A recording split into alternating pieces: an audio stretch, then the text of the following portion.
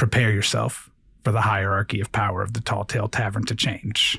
I'm Scott Esmond. He's Kyle Davidson. This is the Tall Tale Tavern Triple Threat D20 Talk Show. Kyle, roll a D100. Let's go! Oh, no! It's the Tttttts show. The Tttttts show.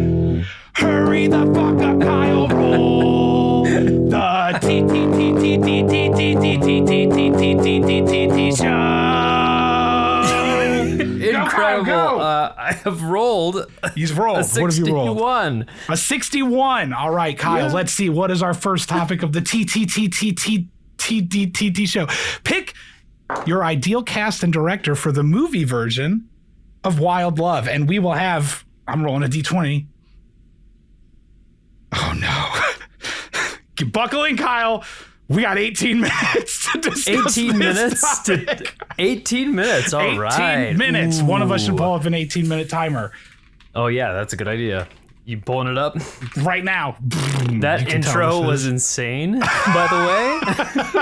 I loved it because when I made the folder and notes for this or whatever, I forgot how many T's. So it's just, I just hit T about 18 times. And that's what the notes are. So Excellent. All right, timer starts now. Kyle, what is your ideal cast for Wild Love? Who are the people in Wild Love? Let's slow it down cast? first. Yeah, because we got 18 minutes to we just got ease 18 into this minutes. one. Ooh, to think just, of our most romantical cast members. So this is you know? cast, not director. It's both. it's The cast way and I director. envision Okay. these is, if in some sort of nightmare scenario, say somebody rolled an 18 minutes for a discussion that would maybe take like 3 minutes, you would think perhaps we just kind of dive into our own, whatever other details about the film we think might be necessary. I think practical- 18 minutes. This is good. I think we easily can hit 18 minutes. We You did a think whole 18 movie minutes? podcast. You're right, and you're we're, right. We're the casting directors. So we've got casting director. so our cast. We have Adrastia. We have Adrastia the bride. The focus of the adventure. Really the emotional core to this one. Her parents raised her and then told her that she is actually sort of adopted because her cousin, or they're the cousins of her real mother, who raised her and went out and or raised her for a bit, and then she got captured by the hags, and so and sacrificed herself to protect her daughter, Adrastia. Okay. So she's the main focus, the main drive. So we of need like a this. young ingenue probably for this role. How old is Adrastia? What age range are we thinking? That's important. People are getting married older and older these days, and we are a millennial podcast. What is the average? When do people get married in Faerun? That's the real question. That's Maybe really, it's way back in time and they're like 14 years old and it's really weird. Ugh, let's hope not. Well, wait. Let's not do Adrastia that. is what species? I think when she is human, I believe. She's only man. human. I think she's after human all. or possibly half elf. I just remember her family's all prim and proper. They are very prim and proper, which speaks Elvie to me, but I think when we doesn't did have the to be adventure, we were like, hey, you're like young adults. So that's generally, I would think 18 to 22 years old is Okay. generally what we just, I think we're that thinking. sounds right. That's very young to be getting married, but I guess not in fantasy times to a half orc person, barbarian. All right, so we need So we need Adrastia. We need her groom, Barb. We do need Barb. Now here's a big barbarian. question for Barb is going to be, is Barb a CG character or is Barb an animatronic character? It's one of those. Yeah, it's got to be. Or I guess it could be makeup, but you need somebody who's big, right? For an orc, they're going to have to be sizable, I think. Ooh. So we're thinking like a Batista type here. Ooh, but like he's too and old, when I think guess, young Batista. adults, I think of Dave Batista, Batista. probably. How old is Batista? Batista is actually one of those people who is surprisingly old because he joined the WWE and his faction was called Evolution, where the whole point was we have the past, present, and future of WWE. And he was the past, but he was older than Triple H, who was the present, which is confusing. Just a fun fact for you. So probably not Batista. Yeah, he's too old. So we need a barbarian type that's CG. Well, if it's CG, then we have all the options in the world. Perhaps Andy Serkis is a well-known CG character. Oh, yeah.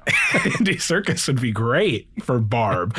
What are Barb's? Barb is he's loud, he's outgoing, a loud, outgoing character. Maybe we get...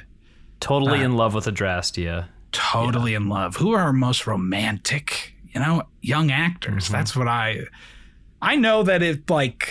For me, I picture like in shape young people, but they're all old now. Like Zac Efron's old, right? Like he can't be that young guy now. And this is today. See, well, the magic of Hollywood though is you can cast people who are old, and that's true. De-aging exists. Just de-age them with CG. There we go. There we go. That's what we'll do for this. Perfect. We need to find a director who's okay with this. They're all into AI these days, probably. It's fine. So we got to figure out Barb, and we have to figure out.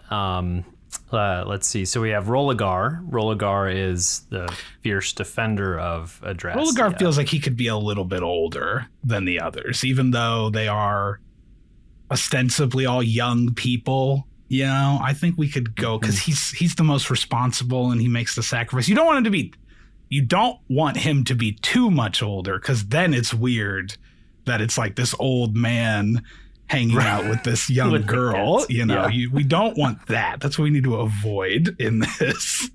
Okay, great. So we have Rolagar. We need to figure out him, and then we have the final cast member, Diandra, this necromancer wizard. Who also we should probably cast Dedgar. Dedgar, you think so? I was also obviously. Well, we're going to need to cast Christopher then, or whatever his name is. Christopher, not Christopher. Not Christopher. Christopher. Very excellent. Okay. Important distinction. Okay, cool. For Diandra, I feel like Diandra's got to be. I mean, we just got to pick a creepy young girl actor. I mean, Jenna Ortega comes like screaming to mind because that's like what she's doing right now. That's true. She would absolutely be on like the short list, I think of. I mean, in my mind, Diandra is always Catherine Hahn, because originally Catherine Hahn from How to Lose a Guy in 10 Days is what made me want to be Diandra. The way that she sabotages relationships and is overbearing at them at the same time, But we do have the magic of de-aging, but I still think maybe we don't want to do that because she just played a witch in Agatha all along. It's going to be hard to get her to sign on. Yeah, like she doesn't want to be typecast like that. No, but Jenna Ortega will have no problem, I think, being typecast. Yeah, this. Let's lock in Jenna Ortega for now for Diandra. She is temporarily been locked in. She's at the top of the short list for Diandra. It's a good choice. I mean, I can't think of anybody else that's like the spooky chick right now, Mm-hmm. Yeah. I keep thinking about Adrastea because she's our main person, our main, narrative drive. So we gotta, it's like if we start with, almost the main character, then we fill everybody else in who's going to have good chemistry with the main character, right? Okay. Adrastea, how do we describe Adrastea? She's generally positive person, right? Very loving and in love. Mm-hmm. So somebody who's a more upbeat personality, in contrast, I suppose, to our beloved Jenna Ortega. Jenna Ortega, yeah. I'm looking at lists right now of like young actors, just to refresh my mind. Not that I need help remembering who's young. Here's a thought. Okay. I have two thoughts. Both of them are Millies. Okay. The first, Millie Bobby Brown. Veto. The second is Millie Alcock. I don't think I know the name Millie Alcock. Oh, you know the face name to it. I'm sure I know them, but I don't hear it and go, "Oh, Millie Alcott." So there's this recent movie that just came out, Superman, if you've heard of it. Oh, I'm vaguely familiar with that. Okay. Well, that's the only thing I think I've ever seen her in, but I mean, just looking at her, she does have a great look for like a fantasy type role. I guess that's why she's also in House of the Dragon since 2022, I see. I think she's, so she's like really feisty in House of the Dragon, and she's going to be like feisty in Supergirl. So and I don't know. She's a little less like that in Sirens, the show that Carrie watches, but I haven't seen that much of it. I'm going back. I'm not sure that the Millies are going to. Back I don't on think the Millies. I don't think the Millies are going to be it. I just think Millie Bobby Brown probably isn't actually a good actor or a fun hang on set. I'm just saying. I don't think I'd get along with her. She just adopted a kid, apparently. I don't have time for somebody with a baby in their life. She needs to focus on her baby. She truly does, yeah. It's insane. We shouldn't. We only have 8 minutes and 40 seconds. Throw me a card for going off topic. But it's wild to me that one of the kids from Stranger Things has a kid now. By the time before the series even ends. Before the series ends. I think about this all the time. De-aging. When that show started, Barack Obama was president still. That's how long ago Stranger Things started. Just think about that. When Stranger Things started, I hadn't played D&D. I don't think. When Stranger Things started, this list of young actors I'm looking at, none of them were alive at that point. No way. What about a Kiernan Shipka? Who, of course, she played Sabrina in the Sabrina show and Sally in Mad Men. I think you're gonna have to take the reins on that one. All right. Sure. Forget about that. Let's go Famo casting. Well, Jenna Ortega's a Disney girl, right? Is she from a Disney show? Let's bring the Disney all the way in. Famo casting, huge person blowing up right now. Sabrina Carpenter. I know she has acting roots. She was on Girl Meets World. You're gonna tell me she couldn't play the part? That's where I know Sabrina Carpenter from, is because I watched Girl Meets World. The VMAs. Whenever I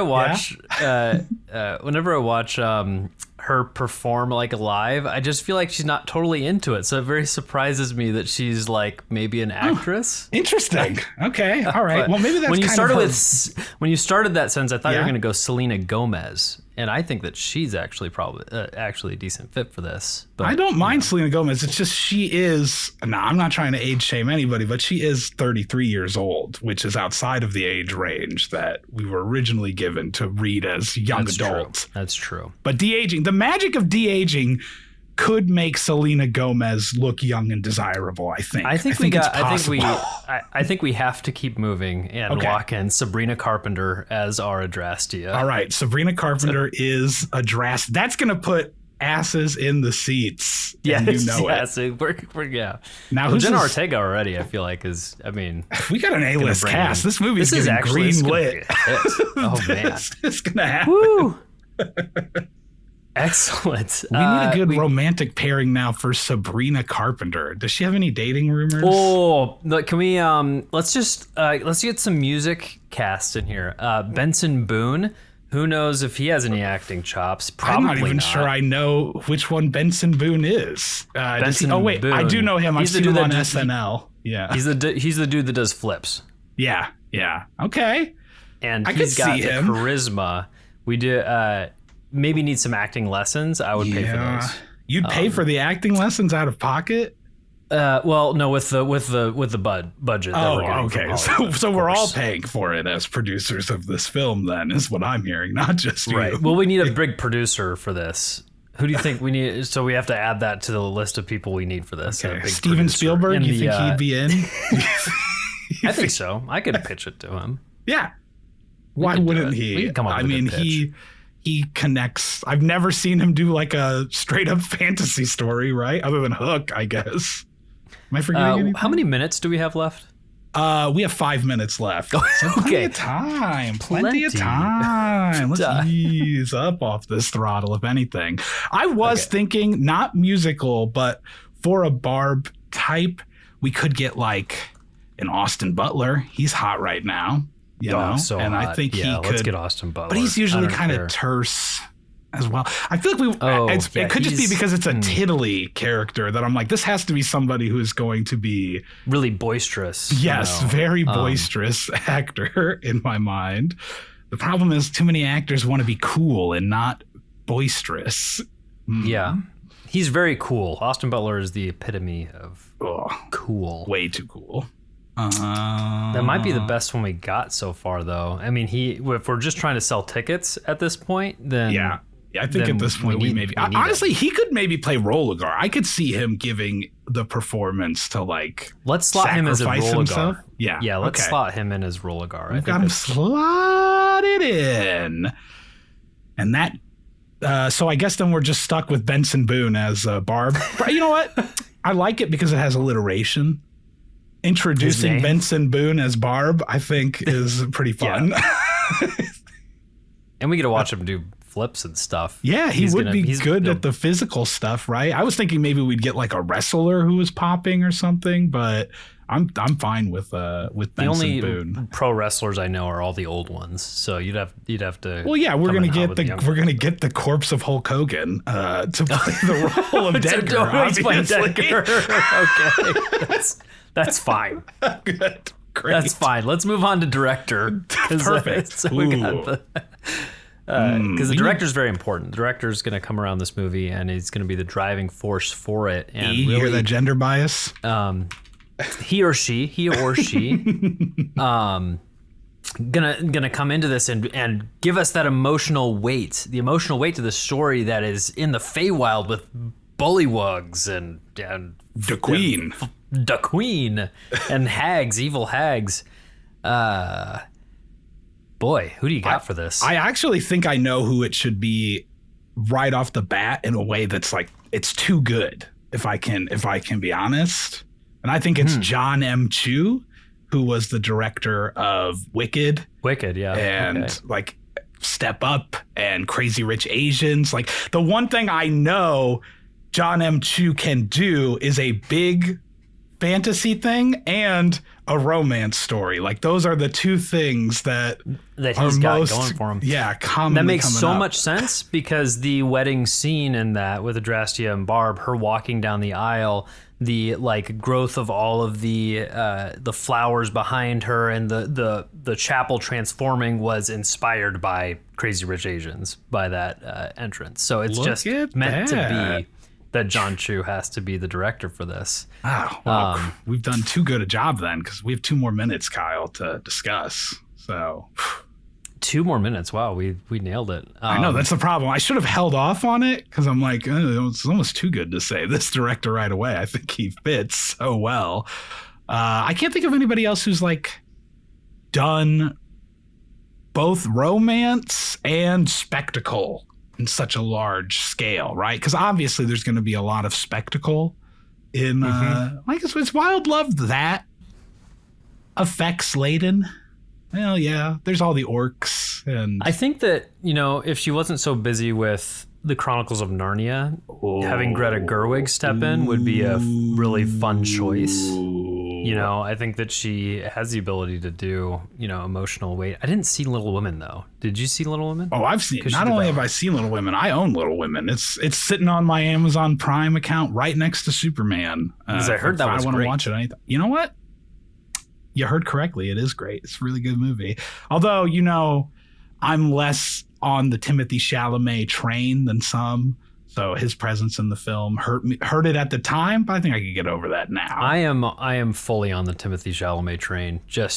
I'm the conductor of it. I won't accept that only during NBA playoff series when we're facing the Knicks, because I can't have you rooting for him in those times. Yeah. No, I like Timothée Chalamet. I think it's he's one of the actors that's just man, is he getting overexposed? We only got 20 seconds right now. Timothée Chalamet as Christopher. I mean, yep. He's kind of got that little faunish. He was goofy in Willy Wonka, Yeah, like he could be goofy. He's got that. I think it could work. Christopher. We almost didn't cast Christopher. I know. Christopher. Christopher. Those are totally different things. Wrap it up. We've got for out of time. No longer allowed to speak on this subject, Kyle. It's over. It's over. How do you think that went, Kyle? I think we could take that time after our first roll to, in my show notes, I have assess how it went and I guess introduce the show and the concept at this point and address any other business that we have. Incredible. Before we started recording, I asked you, so what's the plan? And you said, don't worry about it. We're going to start recording. All right. Yeah. Sick. That's good. I was hoping you wouldn't ask because I really wanted to come in as low energy as possible and like, okay, we'll get started on the record and then hit you with it right away. So that was amazing. Incredible. This is the Totally Terrific Tall Tale Tavern triple threat. Yeah, well, I added D20 talk show. It was originally the Tall Tale Tavern 3 times D20 talk show because originally, as we both know, it was the daily D20 was the original concept for this, where we just do one of those every day and splat it out. But we decided we want to be allowed to be loose and goose and talk in between and things. So we'll just do 3 of them and allow room for a little bit of shooting the shit, as they say, which is like a fun way to say you're hanging out with your friends, but a disgusting thing to do with your friends, to shoot shit, you know? It's pretty gross. Really. Any definition of shooting, really, depends, is, I guess, yeah.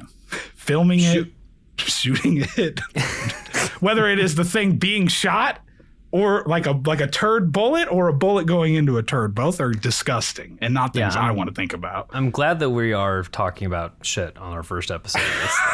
It's great. And how to shoot it and load it, make it into small pellets. I can make a D&D character out of this guy. Like a space age like chimp who instead of throwing his poo, a dozy. Yeah, a dozy that shoots. They've evolved so far instead of throwing it, they've created pellets so they could load it into their shooters. Yeah. Maybe just a. That's incredible. You could do different timelines. I mean, there's slingshots you could do, but your next character for Spelljammer. Good, I guess I gotta reload. It's like a musket, so you have to crap it into the barrel and then take the rod and shove it down in there. It's a plunger. It's like a little plunger that I'm shoving. I'm leaving the ship for the flavor. If I'm a player in this, I'm leaving the ship. Even if I'm DMing it, I'm leaving the ship. I'm leaving you alone. I'm putting a banana in an escape pod and then like seeing if it entices you in. Yeah. And then I'm hitting the button to eject you far away.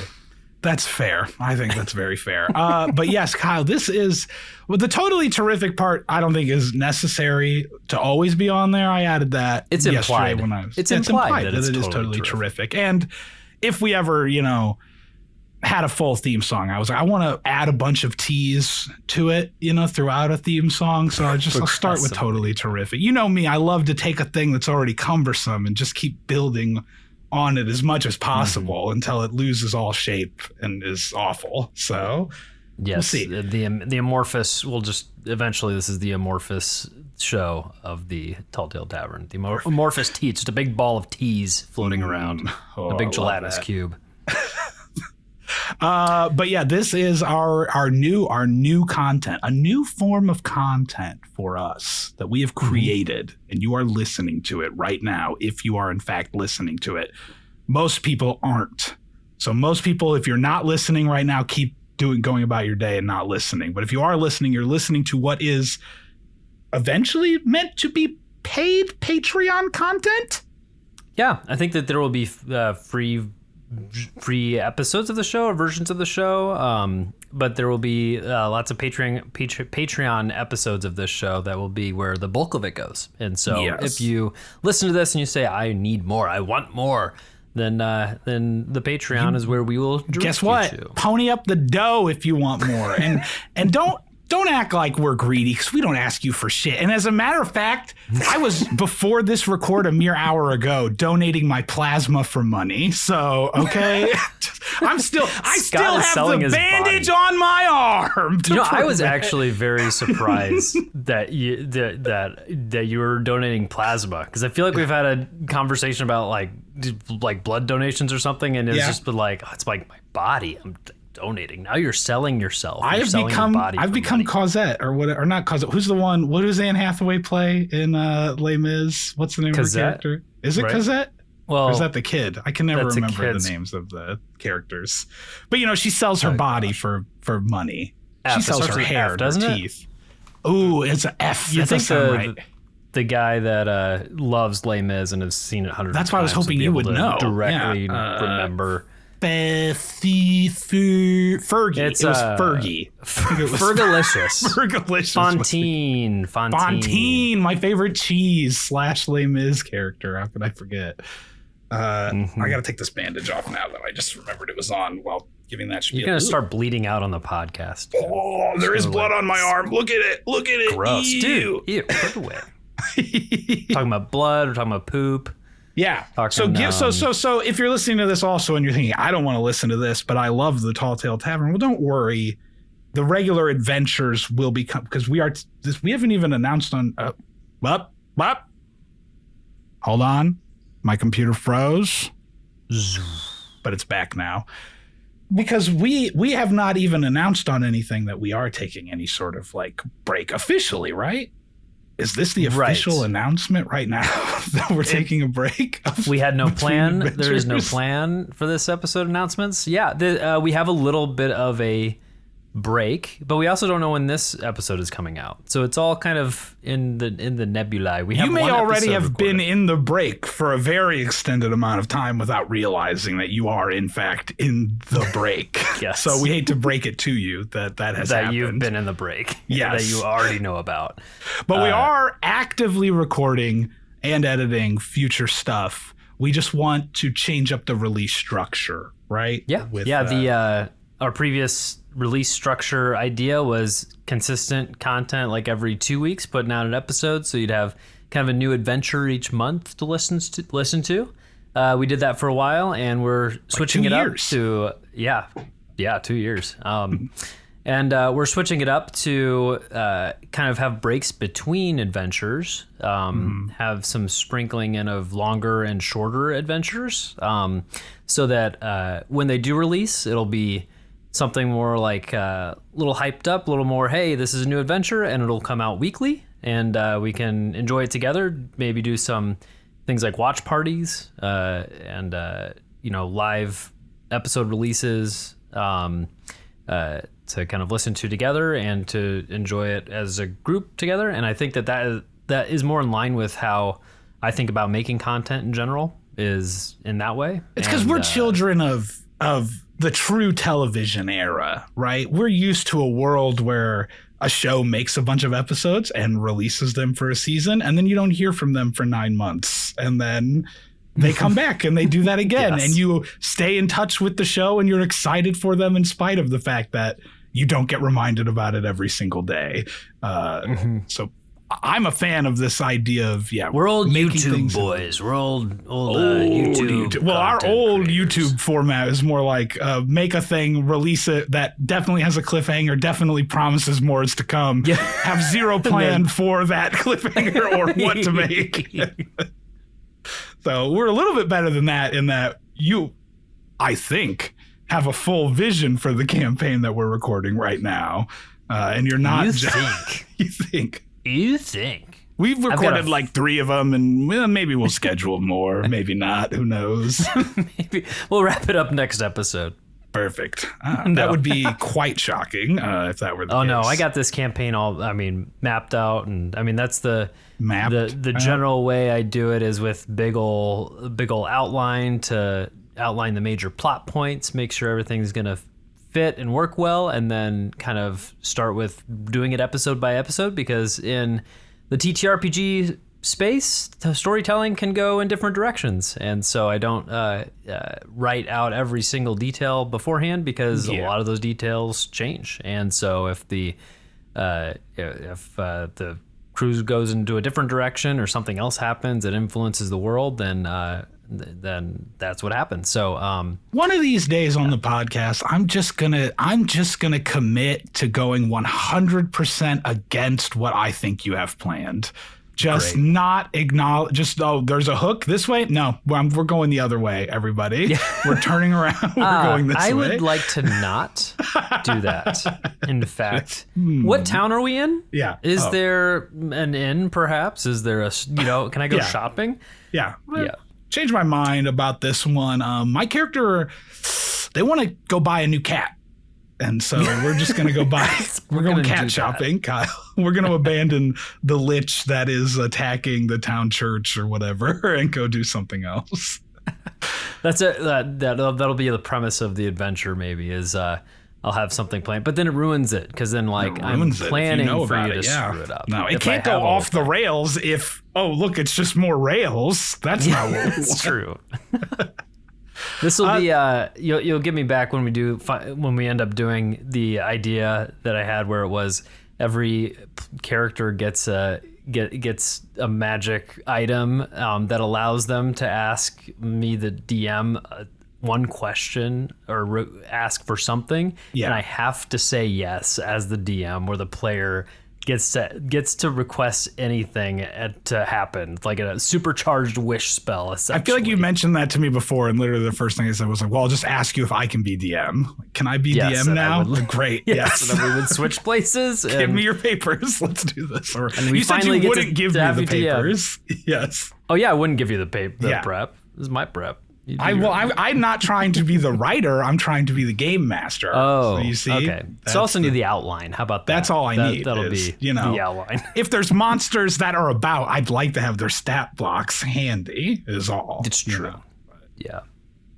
So yeah, if you like this show that you're listening to, or if you like the normal version of this show that's not like this, and you want to support that show, either way, the money you spend on this goes to supporting us making that other stuff, and hopefully eventually goes to me not selling my body.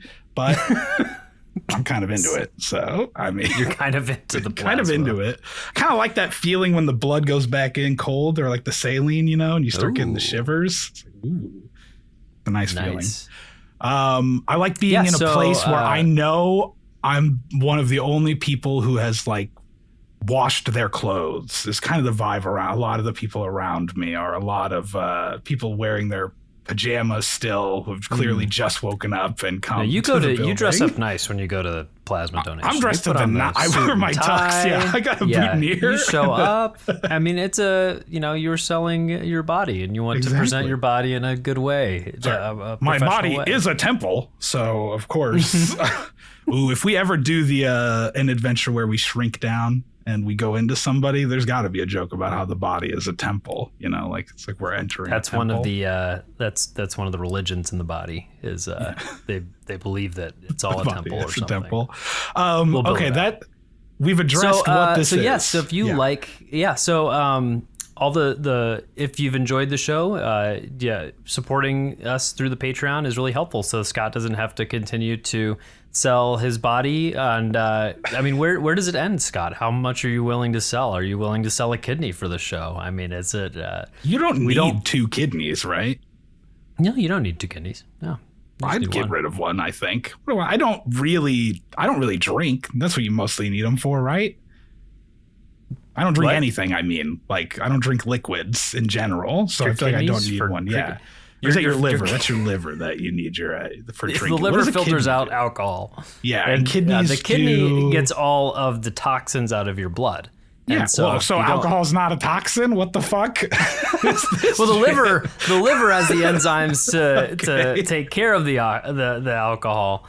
And then your body converts all these, nutrients and things into urea and whatnot, and the kidneys filter that out and resorb everything that you need, so you don't lose like your precious, blood sugar and whatnot, and then it becomes urine, and then you pee it out. And so, so you need your kidneys. If you don't have your kidneys, you're not going to have a good time. You need dialysis. You need a big machine to do the work of the kidneys. But all right. And you've got what, 6 kidneys at your house? Well, yeah, but I collect them, from patients, See what I was going for there was your children all have knees. So that's 6 kidneys. No, I thought you were saying that I do some here's your medicine in my office. And I'm not joking about the real situation of your office guy. I'm not talking about how I always wake up in a bathtub full of ice after every visit with a new scar.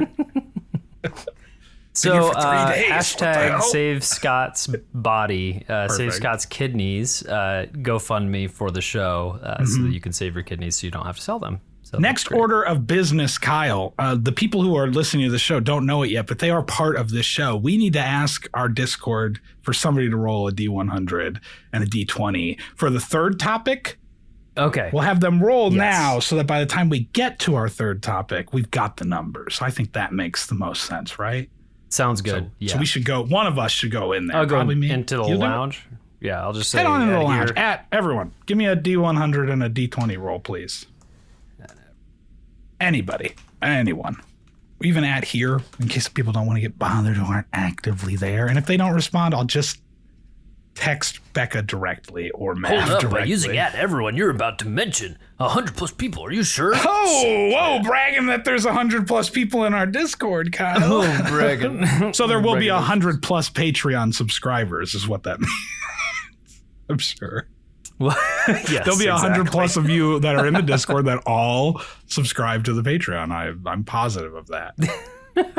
Well, we'll see. We'll see who gets back to us on that. Well, whoever responds first is our favorite member of the tavern, and we will never. That will be canon. Yes, yeah, that will be the favorite. If it's not Becca, she's gonna be pissed. They get a specific seat in the Tall Tale Tavern with their name labeled on there. So a nice. Whoever responds first, they get dibs to be in the next one shot that we do. Okay, great. Oh shit. What's happening? Someone's typing. It's not, Someone's Kyle, typing. We're not worried about that yet, though, because it's my turn to roll for a topic. We're going into our second topic. I'm rolling it. Let's do the second topic. You get to roll how long? You do the D20. I'll do the topic itself. Let me see what we got. I'm re-rolling because it was literally one number beneath what you rolled. You rolled 61. I rolled 60. That's garbage. Garbage. Garbaggio. Okay. Kyle, I have our topic. Okay. We will be discussing which character not played by you on the show do you most wish that you could play / would have thought of? And how long will we be discussing that? We will be discussing this one for... Please be a low amount of time. 12 minutes. 12 minutes, that's doable. That's doable. We can do 12. I just need to listen. Let me just restart the timer. I definitely was prepared for this part of the show, so just don't worry about it. It was done perfectly, and our time starts now. Ooh, okay, Kyle. So we have to pick a character. Yes, any character on the show that you did not play that you think would be fun to play, or that you wish you had thought to play. My first thought is I'm just going through the characters that you have played because you're the person who's right in front of me, and that's how my brain works. Yeah.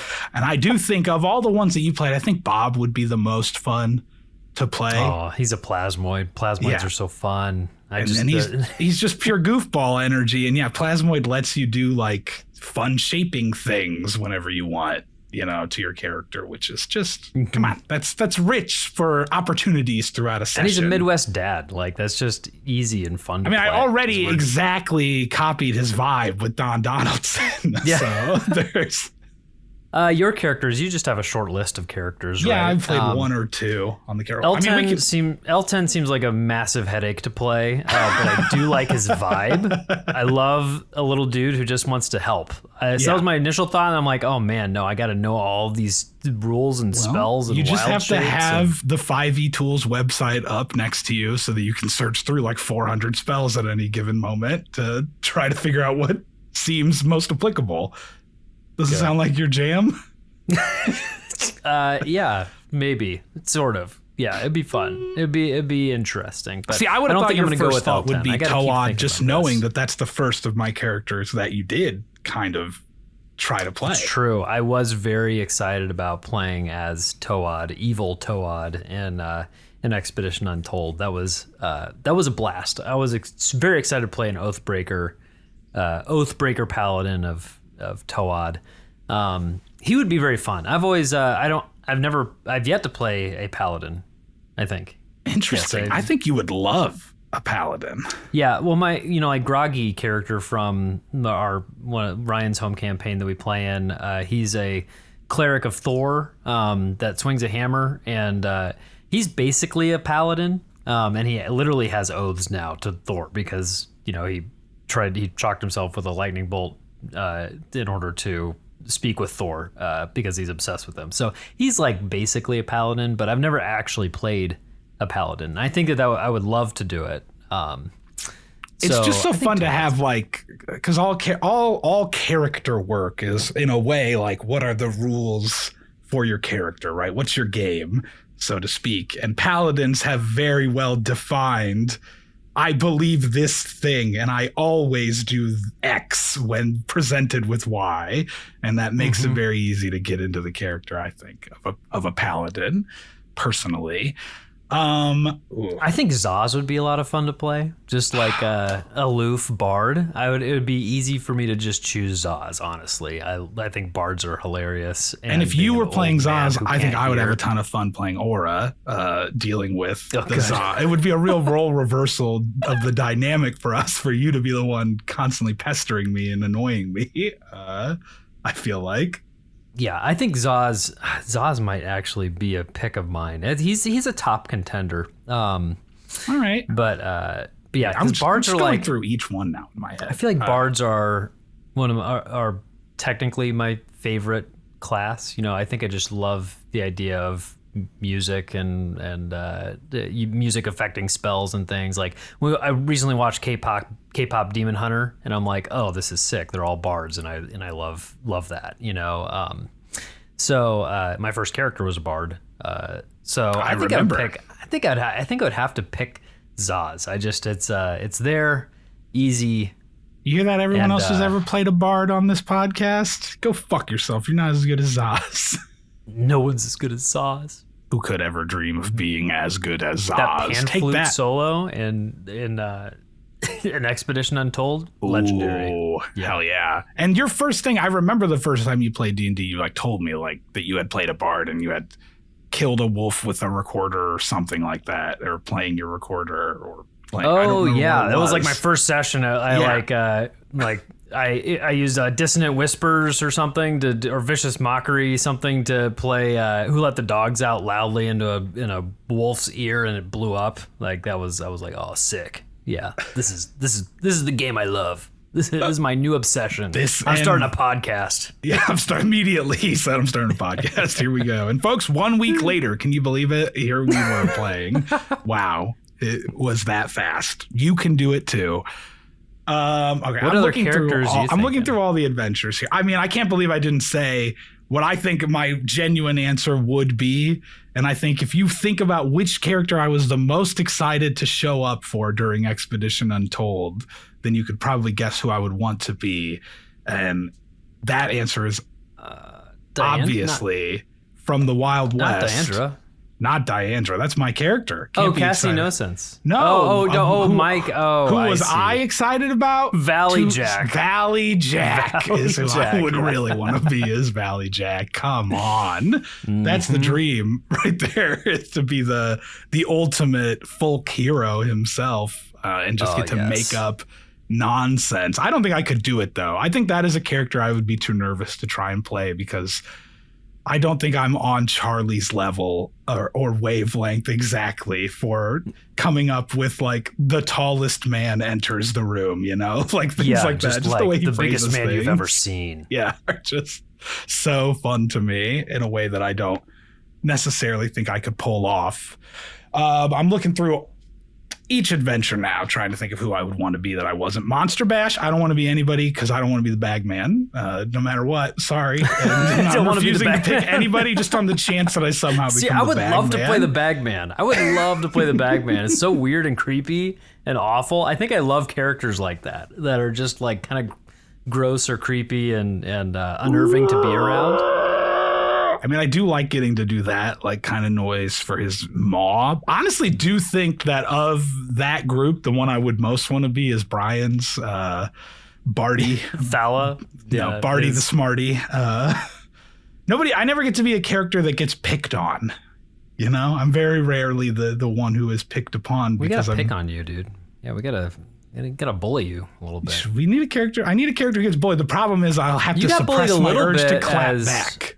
Yeah, well, your character in Monster Bash, you guys got bullied a little bit, and then you immediately charged and fought them. The bullies. That's true. See, he was not a good character to bully, though. I need somebody who takes the abuse in a way that I don't think I've had that, and I think that Barty the Smarty would allow me to do that. Brian always plays characters that are very like, whatever's happening, I'm fine with it. You know, like. Half his characters know that they're characters. It seems like so true.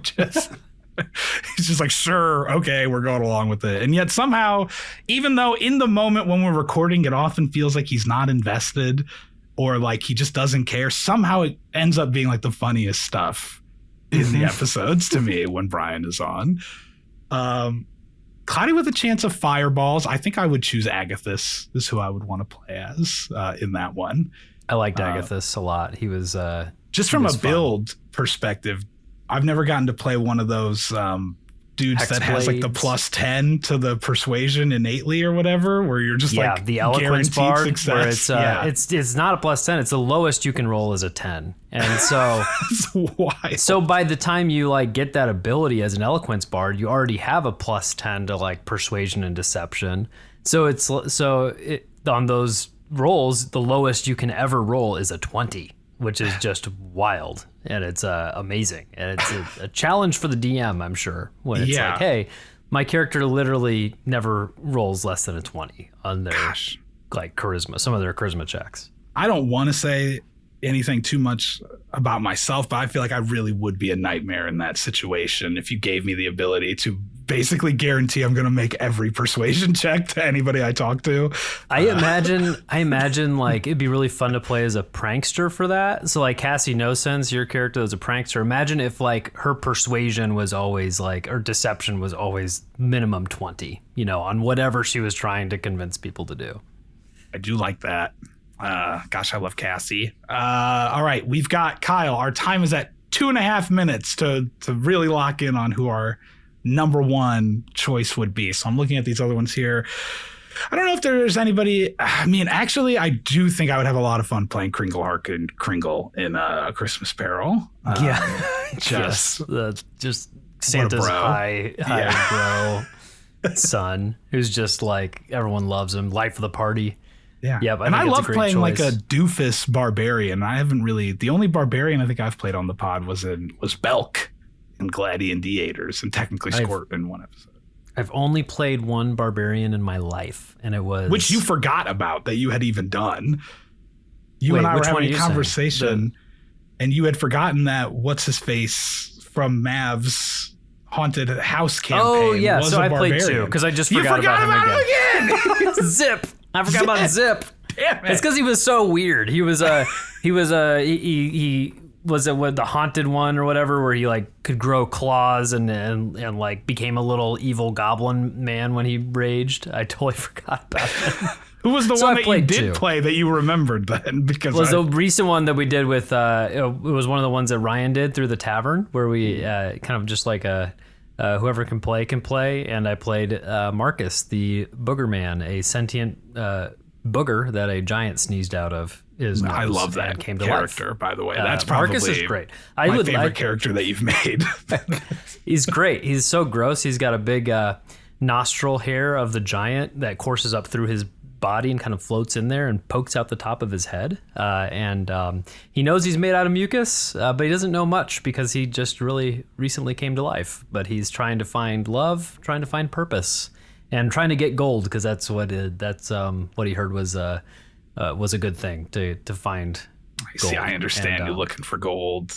He also does think that he's a good candidate for love, because he heard love can break your heart. He doesn't have a heart, and so he thinks that he's actually a pretty good candidate for love. So he's out there looking for love and gold, and love Marcus. I would play a campaign with Marcus. Oh, yeah. Well, Kyle, we have 20 seconds to lock in our final answers. I'm going to throw out a couple things really fast, rapid fire. It'd be great to play Hugh so I could do unreal amounts of damage, but I know I'm never going to roll those. Yeah, so you're never going to roll. You're going to play Hugh, and you're like, this sucks. I can't hit anything. Ass. So I'm not going to eat up any more this time. I'm just going to lock in Thwick as my answer. You have 5 seconds to lock in an answer. Namby, lock it in. I love clerics. So. Boom. There it is. We crushed it. There it is. That was 12 minutes of discussing that. And we're never allowed to discuss it again. So we sure aren't. That's a real shame.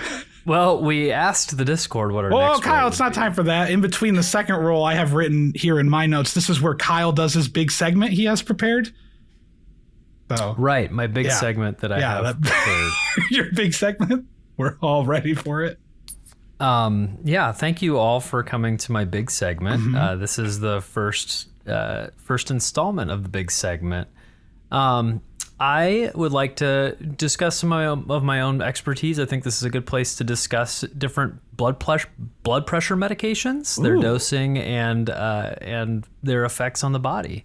And so, is this good? This is what we should do? I think so. I mean, it ties back into the plasma donation in a way, right? So I think it's nice to keep things on a blood focus sort of discussion right now. What is it that they put in the thing that makes it so like my lips feel kind of tingly for a second? Like I think it's like the in the plasma donation stuff. Yeah, there's something like that when it's feeding back in the blood, some sort of coagulant or anticoagulant or something. I can feel it when it first hits because my lips start to get a little tingly numb for just a second. I'm like, ooh, hey, it's coming. Whatever that is.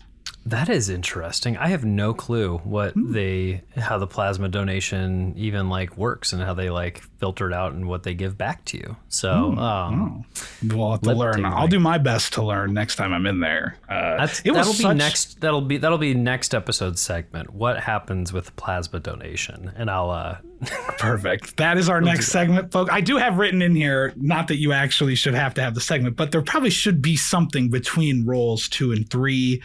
Loath as I am to say it, that we could be reserved for a classic made-for-TV podcast style game of some sort, if anybody. Oh, no. No, I know. Trust me. Oh, no. I also have written, I mean, there was Landy so desperate for us to do his PhD in D or whatever the hell, his D&D school concept. But I don't know if there's... You and I both have basically agreed that we're idiots and we're not the right people to rule. Yeah, we're not the right people. You are probably more than I am, which is ironic because I'm the DM who's like adjudicating rules. I think when you're in the DM seat, you have this you have this ability to like say, that rule doesn't, we're just gonna skim over that right now, and like you have some of that power, and so it makes it so you may. Maybe forget to like know the details of all the spells, and all the things when you can kind of fudge over it. I think that's fair because you have ultimate authority anyway. So it's like, do I need to get down into the nitty gritty of exactly how to rule this thing that intuitively makes sense to me how to rule it? I understand that. We'll come up with something that should normally go into. It could be something where like the like patrons could come up with something too. If you're listening right now and you've got any segment ideas for what should go between the second and third roll of the Ttttt show, then please weigh in the Discord or in the comments. It'll be the Ttttt show timeout segment. Ooh, there we go. And, I like that. Time out. We have a Patreon question. I did have listed like possibly like the polling of ahead of time. One of us would have had to do this. We didn't do it this time, but polling of like if there's any sort of Reddit controversy, like there's always some post. It's like my DM told me that I couldn't roll with advantage and then kicked me in the nuts. Should I leave the table? Like there's always things like that pop up. Sorry, that's not a real one. That's what happened at our last session. That's what happened at your last session. It's a mechanic at our home table. It's one of my home rules. Oh, you asked a stupid question. Dumb. Get kicked in the nuts. Right, stand up. Kick you in the nuts. It's really a boon for the females at the table. Yeah, they are. The males are really affected by that. It's a strong advantage. Me and Tyler are being punished unfairly, I think. Yeah. So, okay, we'll come up with something for that in the future, or you will, listeners. I had something else. Oh, I know we're already going long on our time right now, but you mentioned the plasma donation. You were surprised I would do it. because I've said probably before that I wouldn't do that. And you know why? Because the first time I went to donate plasma 12 years ago, the machine or whoever was handling the needles poked them through too far. So filtering the blood back in wasn't working. It was just like pooling up basically and bruising. Gross, right? So they did it on the right arm first. And she's like, I'll just move the needle to the left arm. Did the same thing on the left arm after I had given, because they take, like 200 milliliters of blood and then they filter it and they put it back in and then they take again and does that like 5 times. It was after I had given the 200 milliliters of blood and they're like, well, we just can't put it back into you now. And I'm like, okay. This is our blood. Did you look closely? Did they have like sharp fangs, pale complexion? Yeah, they did have extremely buffy cold foreheads. Yeah, those vampire crinkles. When they were talking to me. They sank their teeth into the bag as they walked away and drank it. Yeah, so that happened and I fainted because I hadn't eaten like you should if you're going to donate blood versus plasma especially. You should probably eat something. So I stood up, I fainted, I never went back. I went to sign up to donate plasma again. There's a mark on my record that says it needs a doctor's approval because I fainted the last time I gave plasma. They can only approve it at the Bloomington location with a doctor there. I called up the Bloomington location. I say, hey, you might know 12 years ago I was in and I fainted. Do you guys remember that? They say, no, we destroyed all paperwork because it's over 10 years old. We can't do that. We cannot approve this. So I had to get a district quality manager from BioLife to approve removing that, which took 2 weeks of me calling and coming in repeatedly to finally be able to give my plasma. It says right here on your record that you're a wuss. Yeah, exactly. Every single time I was like, yeah, I fainted. And they're like, oh, I'm like, it wasn't like, it's not like I'm a wuss. It's like the energy I would always have to bring. Like they took my blood and they didn't give it back. That was part of the problem. You have my blood. You owe me 200 milliliters of blood still. You owe me blood. Give me blood. All right. So there's that story. That was our segment here. Now, Kyle, you were going to bring up, we did ask this Discord for some roles for our third discussion topic. We got some responses, let's say, over here. Maybe I should have said first one wins. Yeah, we probably should have. Now they're all expecting this to mean something when only the first one does. Only the first one means anything.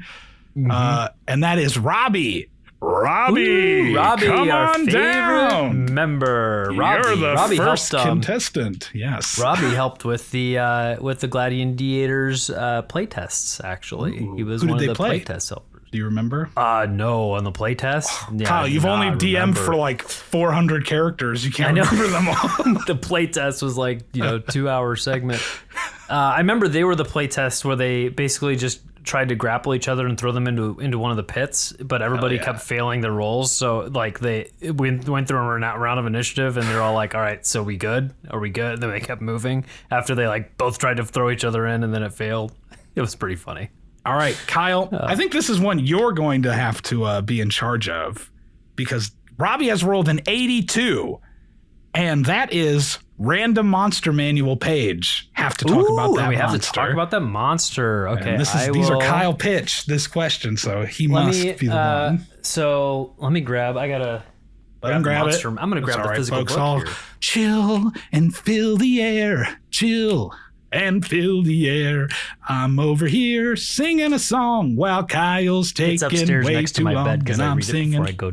He's going upstairs. I don't know what he's saying, but he's talking to the mic, and I didn't hear a word that he fucking said because I was singing along instead. Here I go singing a song, filling the time all along. I don't know what else to say, and so I'm going to roll a die. Hey, a 7 on a D10, everybody. So pretty good. Pretty good. I accidentally deleted the question inside of the oh goodness, I deleted a cell of my big spreadsheet of questions for the Tttts, the show, the talk show, but I deleted a box, but I've replaced it, folks. I've filled it back up, so don't you worry. And if you're wondering how much time we will have to discuss this, well, you'll find out in just a minute because Kyle sat back down with the book now, and thus I can stop talking to myself exclusively. Whew. Hey, Kyle, how's it going? You found the book? I didn't hear what you said when you talked into the I have mic because I returned. was singing a song when you came up and I couldn't break the song. But I can't hear you. You couldn't hear. Oh, you muted? can't hear me. Oh, I am muted, Kyle. I'm muted. Good. That's fine. I mean, I'm not muted on the record, so it won't affect anybody else. Oh, I figured you were sharing some secrets. No secrets. I was saying that I didn't hear anything you said when you came up to talk to the microphone because I was actively singing a song about you looking for the book, and so I couldn't stop for you. No, I said I just said that the book is all the way on my nightstand because I read it before I go night, and I read about the little monsters. It's become very disruptive, actually, for Carrie, for my wife, because if I turn the page and if it's a particularly scary monster, I'll scream. Every time. Can you pull up a random number generator for this? Gosh darn right. I mean, you want me to just post it in the Discord? Yeah. No. Random number generator. Between 1 and 384. Let's see if this will work. Generate. Kyle. Ooh, that's beautiful and round. 100. Whoa. Okay. Page 100. Okay. Do you have the time? Oh, do we have the time yet? Oh, we have the time. I was waiting for you to just say the monster, but I do have the time. Here's the monster. We have a doppelganger. Ooh. That's a good choice. We got a doppelganger. And we have 6 minutes to discuss it, starting now. Boom. Okay. What the hell is doppelganger? The doppelganger is this shape-shifting infiltrator. It is a supernatural being with the ability to shapeshift into any human-like form. And this is a great monster for me to talk about because perhaps my favorite character I've ever created, my favorite NPC of all time, was a doppelganger in our home campaign of Arkandel, where the principal of the school, Principal Arrington, the bald eagle principal, Aarakocra, was in fact a doppelganger who had taken his place many years ago. But yeah, the doppelganger is something that can shapeshift, and the whole point of it is to really just trick the players into it being something else. And so he was the main villain essentially of our home campaign. There was a Lich in the Basement, but he was kind of the constant presence that was trying to convince the party most of the time that he was part of their crew and like helpful and wanting to help, when really he was working for the enemy. He was basically the enemy. Yeah, Kyle Mad Eye Moodied the shit out of us for like years. Yeah, like years. We were with Arrington. Yes. We just thought was incompetent for years. Not that he was evil. Yeah, he was incompetent. He was supposed to be the principal of this magic school, so like supposed to have spells. He's a doppelganger, didn't have any magical ability other than the ability to use magic spells from his wands and his rings. So he had a belt of all these like confiscated wands that he had. He had his fingers were full of rings. One of those rings had to be a ring of mind shielding because the bard in the group, Brooke's character, can like read thoughts. Mm-hmm. And but that is eventually what was his undoing, was that ring of mind shielding, us being fed up with not being able to read his intentions and going full, I don't know, like it was like mental breakdown mode, but it was apparently the best decision we ever made was to suddenly decide we're going to steal his ring and swallow it. And like run. Yes, so funny. You guys were on your way to something, and he interrupts you in the hallway, and you're like, you know what? We're done. We're attacking him, tying him up, stealing the ring off his finger. Becca's character, the Yuan Ti, just opened up her giant mouth and just swallowed up the ring, and it's gone. And we're gonna read your memories. And you found out that he was evil the whole time. Incredible, because there's all these different ways that could have, for him. It's so hard to keep. It was really, really difficult to keep an NPC around that you guys didn't know was a doppelganger, and to not like have that be easily revealed. There's so many tools that players have to like roll insight checks and things to see if someone's lying. There's the detect. Makes us sound like a bunch of dipshits over here. No, it wasn't, because like the ring of mind shielding he put on like after a couple sessions, after like a spell had been cast in a room that he had, you know, he had a statue in his office that if someone cast a spell in the room, it would like notify him. And so that like indicated he needed to put on the ring. Yeah, that was, he's my favorite character I've made and ever was this doppelganger. It was truly an amazing reveal, I think, for us. Like, because even when we had kidnapped him and taken the ring, we still didn't know he was a doppelganger at that point, right? I'm pretty sure he maybe got killed before we even found out that information by the Lich. I can't remember, but I just know that Tyler, he got killed. Yeah. Mm-hmm. Yeah. That Tyler and I like went to Arrington's office and we're like, we just happened to like find a trap door or whatever in there while we had him kidnapped, we thought. And then we get in there. It's like portal to a beach with fat old Arrington there. And we're like, what the fuck is going on? Yeah. Yes. Really? He was trapped at like this, you know, on this island, had been there for like 80 years or whatever, living on this beach alone. And yeah, you guys didn't find out it was a doppelganger, I think, until he died and assumed his previous form or his true form, which is just kind of like a formless, creepy dude. It truly, I don't know. I feel like because of the fact too that we had gone through such an arc with him of like initially hating him, being distrustful, and then really hating him because he got one of us killed basically, and then like starting to trust him when he seemingly was like, all right, I'm laying it all out on the table, guys. I understand things are bad here. Let's work together to make the school fix it, you know? And we're like, we bring our friends back to life. And I feel like there's so many times I'm like, Brooke was so nasty to him where I was like, we've moved on. It's okay, Brooke. I know there's trauma, but we can trust Arrington. Don't worry. He's fine. He's a good guy. He's just kind of bad at being a principal and bad at being a magic user and all this stuff. When I think my favorite detail of this was he had a magic wand that he promoted to all of you as this like this was passed down through the centuries through my family since the fairy wars. It's this, you know, it's ultra powerful wand, and he could do all these spectacular things with it, all these different types of abilities. And then you end up finding out it was just a wand of major image and it was all illusions. So when he was, behind the screen, I'm like rolling attack rolls. I'm like, oh man, he missed as the razor blades he formed fling out at the giant tree knot and miss. Time, you know? Kyle, no longer allowed to speak about this ever again. Time is up. Gone. Time up. That was the doppelganger. That was our doppelganger talk. And that's the triple threat of... That's the triple threat. Of the totally terrific Tall Tale Tavern triple threat D20 talk show. We've done it. I guess it's over. You feel like we should be done? Yeah, you feel I think satisfied so. with that?